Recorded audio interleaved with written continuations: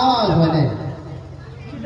আল্লাহর শুকরিয়া আদায় করতে গেলে মুসলমানের ঈমান ও জোশ বাঘের মতো হওয়া দরকার।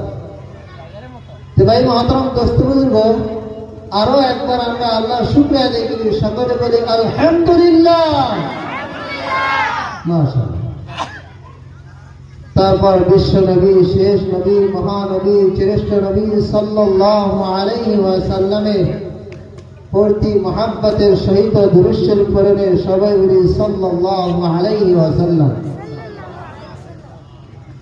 যিনি সাইয়্যিদুল মুরসালিন, রাহমাতুল লিল আলামিন, শফিউল মুযনিবিন, খাতামুন নবিয়্যিন, সাইয়্যিদুস সাকালাইন, ইমামুল মুরসালিন, শফিয়ে আ'যম, রাসূলে আকরাম, রাহমাতে আলাম, নবিয়ুল আরব ওয়াল আজম, হাবিবে কিবরিয়া, আশরাফুল আম্বিয়া, শফিয়ে মাহশর, সাকিয়ে কাউসার, आकाए नामदार, मदीना का ताजदार, आफताबे नबुव्वत, फख्रे मौजूदात, सय्यदुल मखलूकात, हजरत मुहम्मदुर रसूलुल्लाह सल्लल्लाहु अलैहि वसल्लम।